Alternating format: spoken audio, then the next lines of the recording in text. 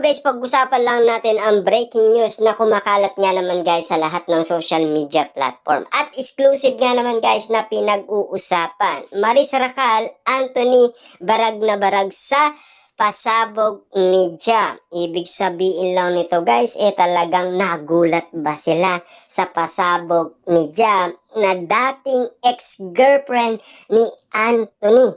At gulat na gulat nga ba sila dahil siyempre masisira nga naman kasi guys ang kanilang karera sa showbiz na animo guys naranasan niyan ni Daniel Padilla last 2023. Na ngayon guys, ang nakakaranas ngayon 2024 ay sina Maris at Anthony dahil sa kanilang panloloko. Ang dami nga naman kasi guys na iwalayan nangyari nang dahil sa nag-cheater issue nga naman kasi, 'di ba? Barag na barag ang dalawa nga naman na couple na sina Maris at siyempre Anthony sa mga pasabog ng ex-girlfriend ng aktor na si Jam.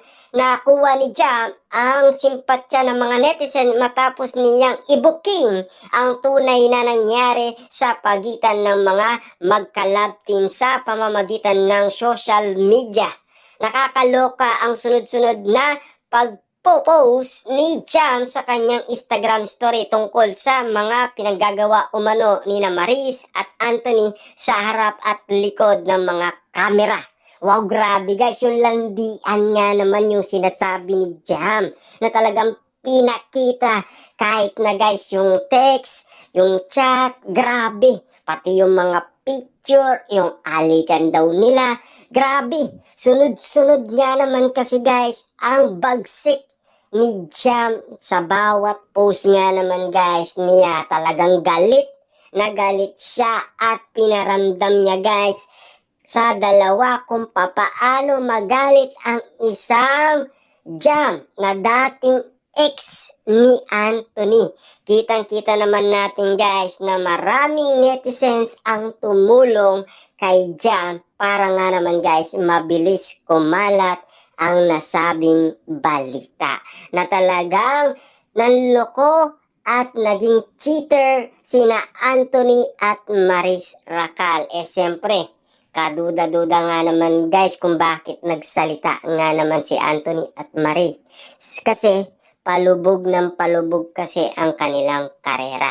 Tandaan ninyo guys ang isang artista kapag napapag-usapan sila at maganda ang pagkikitungo ng maraming tao, malupit ang project niya. At siyempre, malupit din ang endorsement niyan, 'di ba?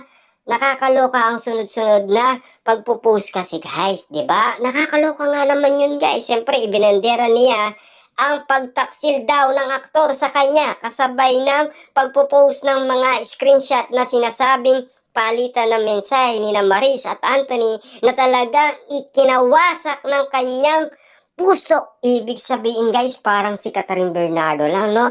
Minasak ni Daniel Padilla ang kanyang puso. Kaya nga naman guys, 3 araw siyang nagmukmok at 3 araw niyang iniyakan si Daniel Padilla. Pero mas matindi itong si Jam, 'di ba?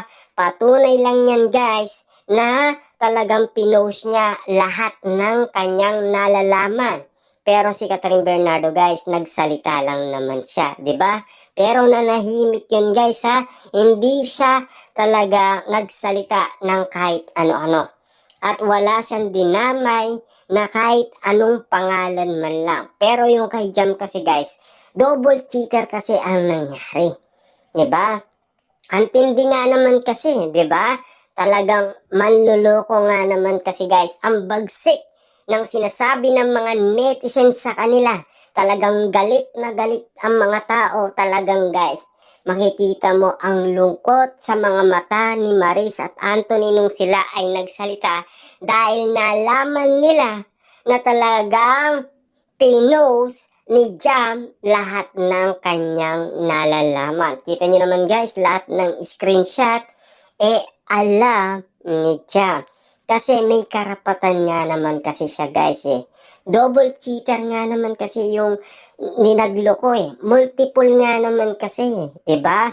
Kitang-kita naman natin na itinago nila ang lihim na kanilang panluloko. Eh siyempre guys, magka-love team. Eh di naman kasi alam ni Jam na merong ganun na resultang mangyayari. 'Di ba? Eh alam naman natin guys ganyan talaga ang mangyayari, 'di ba? Katrabaho mo, siyempre, minahal niya. Grabe yung moment guys Kung minahal mo yung trabaho mo at siyempre, mas pinakita mo sa katrabaho mo na talagang trabaho lang ang importante sa inyo. 'Di ba? Eh siyempre guys, kitang-kita naman natin kasi na iba ang naging resulta ng kanilang namamagitan sa dalawa. Iba nga naman kasi guys ang pinakita nila dahil kita nyo naman guys yung landian nila. Talagang tutok na tutok sa camera daw. Ayon pa kay Jam. Ayan guys yung mga messages sa Messenger. Kitang-kita nyo naman siguro guys yung palitan, 'di ba? Grabe nga naman guys dahil alam pa mismo ni Jam lahat ng mga kalikutan ni Maris at Anthony. Grabe yung cheater guys, no? Yung issue talaga, no? Talagang alamat na guys sa mga artista ang pagiging cheater, 'di ba? Hindi na mawala guys, no? Ang pagiging cheater, no? Ang dami, last 2023 guys, ang dami ring iwalay nangyari, 'di ba? Hanggang ngayon guys, meron din, 'di ba? Kitang-kita naman natin na talagang ang daming nag-iiwalay na mga artista nang dahil sa kasalanan ng pagiging cheater. Kitang-kita nyo naman guys, no? Alam pa mismo ni Jam ang tungkol kay Anthony at Maris Racal. Kaya nga naman guys, nagulat nga naman sila at nalungkot dahil kasalanan naman nila guys kung bakit nga naman nila nararanasan ngayon yan. Yung galit ng mga tao at siyempre ang niloko nga naman kasi ay si Jam. At ang nagloko nga naman kasi si Anthony at Maris Racal. Nang dahil sikat nga naman kasi si Maris, siyempre dinali ng mga netizens dahil sa kanyang kasalanan at kinain niya pa guys ang kanyang kanta na sinasabi doon na talagang hindi daw siya malandi. Grabe nga naman